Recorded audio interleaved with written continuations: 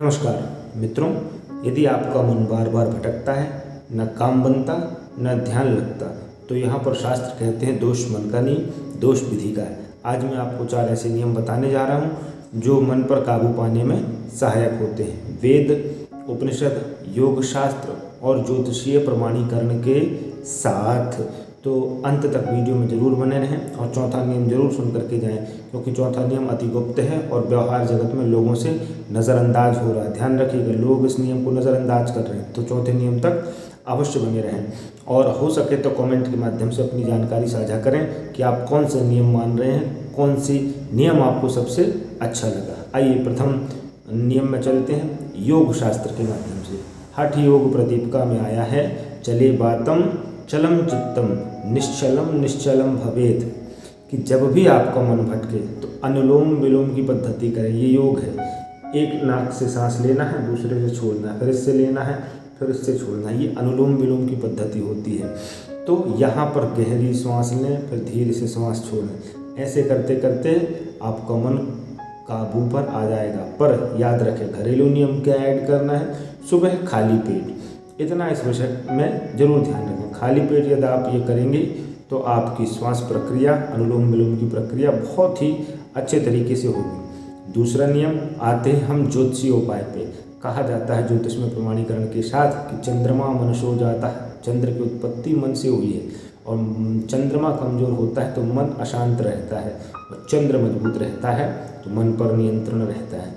चंद्र मजबूत करने के लिए सज्जनों सबसे पहले पूर्णिमा का व्रत कर सकते हैं घर में, और सोमवार के दिन बिना तुले हुए चावल अंदाज से कुछ हाथ में मुट्ठी में लेकर के एक पात्र में या पन्नी में, पॉलीथीन में रख करके कुछ अंदर गुप्त दान डाल करके जा करके किसी मंदिर के पुजारी को आप दान कर सकते हैं। प्रति सोमवार आप करेंगे तो 7 सोमवार ही निकलेंगे कि धीरे धीरे आपका मन काबू होने लगेगा, और कुंडली में जो चंद्र से संबंधित दोष हैं उस पर भी राहत आना चालू हो जाएगी।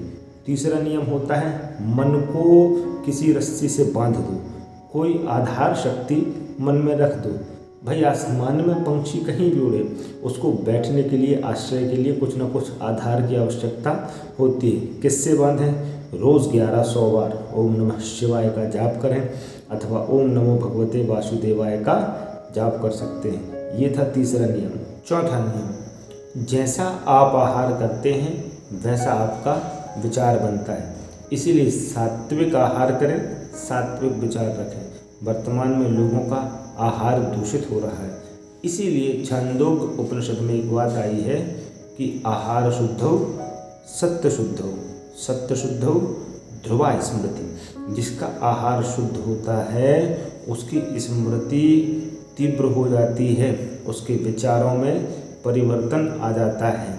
नियम क्या अपनाना है? रात्रि काल में हो सके तो सोशल मीडिया से परहेज रखें, मोबाइल इत्यादि कम चलाएं, उचित समय में सोएं, और सुबह प्रातः उठ करके सूर्य नारायण को अर्घ दें। यदि ये लोग नज़रअंदाज कर रहे हैं ना, आहार इस समय वर्तमान में बड़ा दूषित है। एक बार आप 3 महीने आहार शुद्धि का पालन करके देख लीजिए, इसके बाद आपको बहुत ही शीघ्र परिवर्तन मिलना आरंभ हो जाएगा। बात अच्छी लगती है तो चैनल को सब्सक्राइब करें, वीडियो को अधिक से अधिक शेयर करें। नमो नारायण।